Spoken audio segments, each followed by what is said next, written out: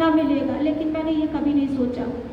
जब मैं जॉब के लिए तलाश कर रही थी तो कई बार ऐसा हुआ कि मुझे नेताओं के चक्कर भी लगाने पड़ते थे। रीवा में कलेक्ट्रेट में जाती थी तो कलेक्टर से मैं जैसे भीख मांगा जाता है कि मुझे कोई जॉब दे दो, क्या क्या दिन नहीं देखे मैंने, आज बता रही हूँ। बड़ी तकलीफ होती थी कि घंटों घंटों बिना खाए पिए कलेक्ट्रेट में जाके कलेक्टर के सामने अर्जी लेके अकेले एक रिक्शे वाले के साथ जाती थी। फैमिली का कोई साथ में नहीं रहता था, मैं उसके साथ जाती थी और कलेक्टर को अर्जी देती थी, उससे रिक्वेस्ट करती थी कि सर मेरी मदद कीजिए, मुझे कोई जॉब दिला दीजिए। जॉब भी भीख में मांगनी पड़ती थी मुझे। उसके बाद भी मुझे कहा जाता था कि जब एग्ज़ाम क्वालिफाई करेंगे, जगह निकलेगी तो भी आपको मिल पाएगा। अब बताइए आप किससे उम्मीद करते हो कि कौन आपकी हेल्प करेगा? इस दुनिया में ये 8वां आश्चर्य है, ये RCM बिजनेस, कि जहाँ पे लोग आपको बुलाते हैं कि आपकी मदद करनी है, आपको आगे बढ़ाना है, आपको सपोर्ट करना है। विश्वास करिए इसके पहले रेणु पाठक ने कभी सपोर्ट का साथ शब्द नहीं जाना था। कभी किसी ने ये भरोसा नहीं दिलाया कि तुम कुछ करो, मैं तुम्हारे साथ हूँ। और ये सिस्टम जब मुझे मिला उसके पहले मैंने इतना संघर्ष किया था, उठाना बिठाना, गोद में लेके आना, गोद में लेके जाना, एक ऐसा चैलेंज था। जब आज लोगों से बात करो, आप मात्र शक्तियाँ हैं, आप लोगों के पास क्या पावर है आप लोग नहीं जानते। आप लोगों को लगता होगा कि आप जो काम कर रहे हो बस उतने के लिए बने हो, लेकिन रेणु पाठक ने अपनी इस कमी को कभी ध्यान ही नहीं दिया। जब कोई अपाहिज जैसे शब्दों से मुझे बोलता है, नवाजता है, तो मुझे बहुत बहुत गुस्सा आता है, क्योंकि मेरी नज़रों में अपाहिज हाथ पैर की या बॉडी की कोई कमी के कारण इंसान नहीं होता। अपाहिज वो है जो उसको भगवान ने अच्छा शरीर दिया है लेकिन सोच अच्छी नहीं है, सोच के कारण वो अपाहिज होकर ज़िंदगी यूँ ही संघर्ष में गुजार देता है।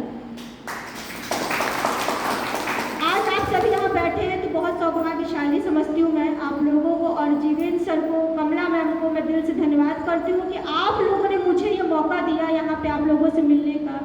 मैं आप लोगों को तहे दिल से धन्यवाद करती हूँ कि इस मिशन में जिस तरीके से आप लोगों को मदद करने के लिए ये छोटे छोटे प्रोग्राम ऑर्गेनाइज कर रहे हैं। विश्वास करिए ये जीवन बदलने, अगर रेणु पाठक कहती है कि अगर ये सिस्टम है क्या है, कोई पूछता है तो मैं कहती हूँ कि जीवन बचाने और जीवन बदलने का सिस्टम है।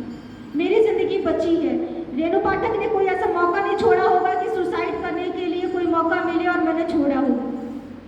मैं 3 बार सुसाइड करने का मैंने प्रयास भी किया था इस सिस्टम में आने से पहले कि किस तरीके से ज़िंदगी से मुक्ति पाऊँ, लेकिन कहते हैं ना कि जब ऊपर वाला हमें इस धरती पे भेजता है तो कोई ना कोई मकसद होता है, कोई उसका उद्देश्य होता है, तो जब तक वो पूरा नहीं होता वो आपको अपने यहाँ जगह नहीं देता। और उसने मुझे 3 बार फेल किया सुसाइड करने के लिए। उसमें मैंने प्रयास किया लेकिन सफल नहीं हो पाई मैं, और ठीक उसके बाद मुझे RCM मिला। लोग कहते हैं मेरे पास टाइम नहीं है, लोग कहते हैं कि मेरे पास पैसों की दिक्कत है, लोग कहते हैं मेरे पास तो लोग ही नहीं हैं। मैं कहती हूँ मेरे पास भी कौन से लोग थे, सिर्फ 4 लोग मुझे जानते थे, मेरे घर परिवार के लोग। आप लोगों से मैं बता रही हूँ, आज आप लोगों के सामने मैं अपनी बात रख रही हूँ। एक ऐसा टाइम था कि रिलेशन के लोग आते थे, मेरे फूफा मौसी मौसा, मैं उनके सामने नहीं जाती थी, उनके सामने जाने से कतराती थी। क्यों? क्योंकि वो समय ऐसा था कि जब उनके सामने जाती थी तो उनकी नज़रें मुझे चुभती थी।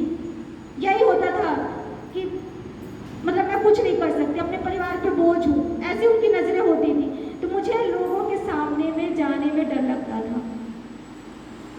तो इस तरीके का समय बिताया है मैंने अपने जीवन में, और कहते हैं कि जहाँ चाह होती है वहाँ राह होती है। धीरे धीरे समय बीतता गया और अंदर जो मेरे एक पावर था उसको शायद मैं थोड़ा बहुत पहचान पा रही थी।